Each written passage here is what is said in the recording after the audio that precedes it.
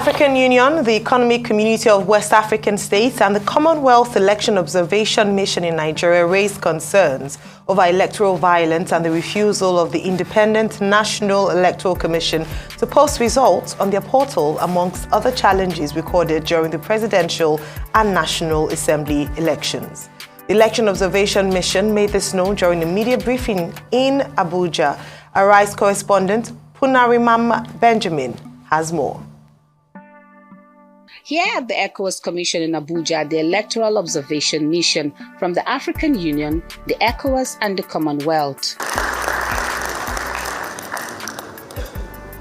The AU observers highlighted challenges recorded during the elections, especially violence, which led to the killings of some persons across the state. The election took place amidst general insecurity in the northwest, the northeast, the southeast, and south-south geopolitical zones. The mission noted that the security issues presented a challenge to the conduct of the elections, as noted with the attack on INEC offices, personnel, and materials before the election. However, the ECOWAS mission emphasizes the need for Nigeria's electoral umpire to consider a more user-friendly way to help voters identify their polling units, ensure training of electoral officials on the use of the technology to help speed up the process. The visible presence of security agents discharging their duties in accordance with the provisions of the law in some polling units. However, they were inadequate. The professional conduct of polling officials, as well as some ad hoc staff who demonstrated inadequate knowledge of their duties, especially with the voting materials. For the Commonwealth, the Naira redesign has also contributed to the delay of the process. The observers suggested that the Naira redesign should have been done earlier than now. While the bimodal voter accreditation system, BVAS, functions satisfactorily in most polling units, our observers reported that the BVAS was faster on facial recognition than on detecting fingerprints of the voters during the accreditation process. With these observations and recommendations made by the independent observation missions, Nigerians will be expecting that the outcome of the results will reflect the will of the people. Punarman Benjamin, Arise News. Joining us now is Olamide Afolabi of TAP Technologies. Good morning and welcome to the show. Thank you for having me. All right, well, we've seen the reports there, the two reports with regards to just an assessment of the elections, particularly looking at the play or the role that technology played in this particular cycle, which, as we have said a number of times on the show this morning and in the past few days, was meant to be the game changer. But there were a number of challenges and issues around the use of BVAS.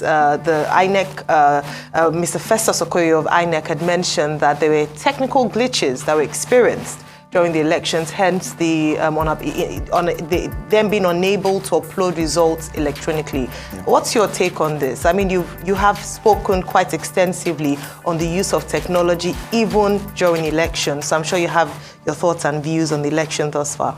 Yeah, so for me, I think that we are living in a world where globally we are talking about technologies like GPT. We are talking about driverless cars.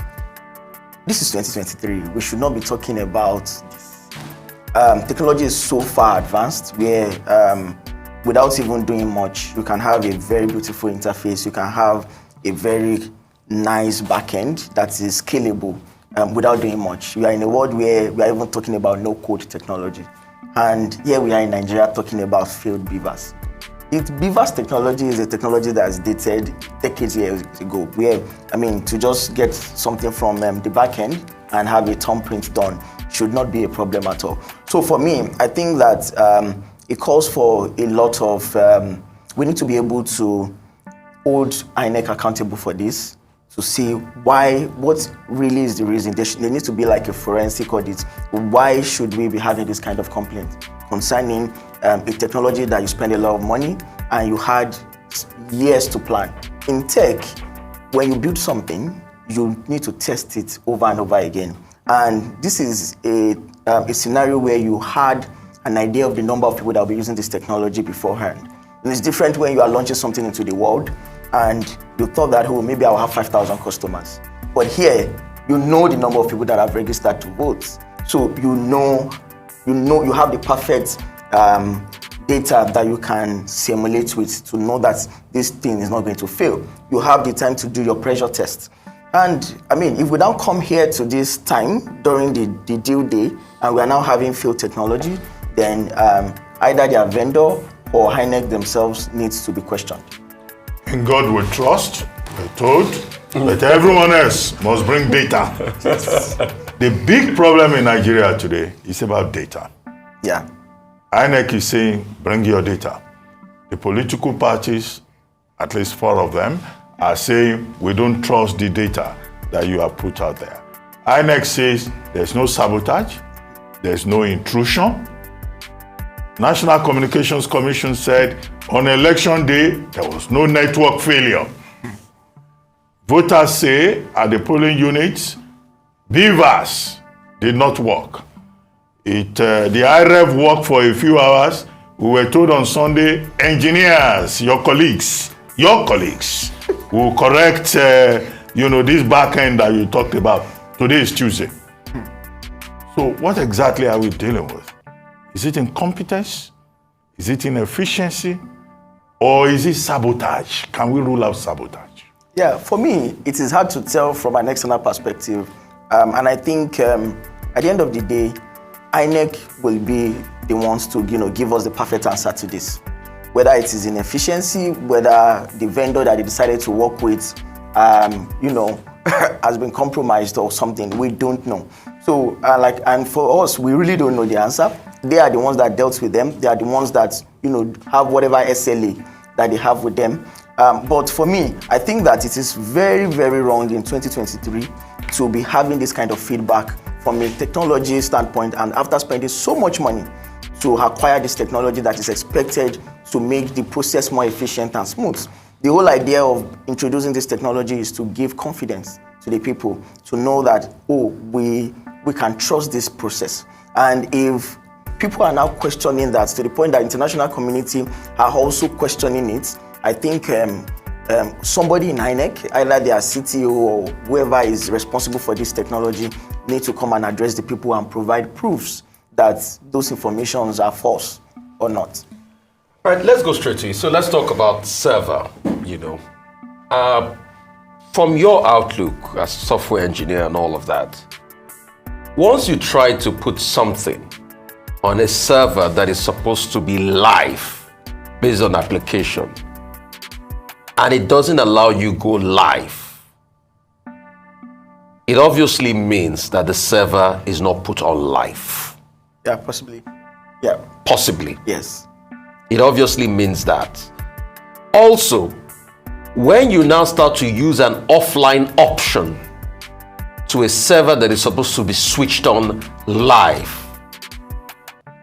it also means that the server is not live, and that's why you are using a holding bay, which is an offline option. Correct me if I'm wrong and speak through this. Yeah. I mean, okay, so if you look at the way Facebook, I mean, we use Facebook, we use Instagram. And if you look at the quality of pictures, for example, that we upload on Instagram, some of them are even high resolution pictures, and you can see the speed that they use to get uploaded. So for me, if you try to upload something on Instagram and you have data on your phone, but it's not working, then we expect to get a feedback from Instagram or Facebook, which is the parent company, or Meta, as they call themselves now, that they have a server downtime. So it is clear when something is expected to go into a server and it's not doing that, there's either a server downtime, probably the server that is hosting that technology is down, or something is off. Oh, the server is off? Well, yeah, probably. The server is probably off. Otherwise, it is expected to behave as intended. So for me, if you try to upload something on a server and it's not working, then the server is down. And we cannot be talking about a downtime server in this election process. For me, it's absurd. Well, I mean, we are not engineers. How complex, how difficult is it to fix just what you have described? Because when Festus Okoye spoke and issued a statement on Sunday, he said our engineers are on it and we will quickly fix it. After the chairman of INEC had promised that there will be electronic transmission, Okoye himself is on record as having boasted everywhere that no, this is about electronic transmission real time, right? Yeah. Okay, so we imagine that they try to prepare for it. So how long does it take for engineers to fix something, in this regard? Will it take forever? No, it shouldn't. Or is it a deliberate attempt to just abandon that server, that portal, and do manual transmission and just tell us what they think we should hear? Because issues have been raised about credibility and transparency. Only INEC can speak to whether it's a deliberate attempt or not. No, but no, I think you are a Nigerian. No, you are not on this program as just as an engineer. Yeah. You are also a citizen. Yes. What do you think is the issue as a citizen? Did you vote, by the way? Yes. Anyway, that's your choice. So it's really hard to tell the structure that they put in place to make this work.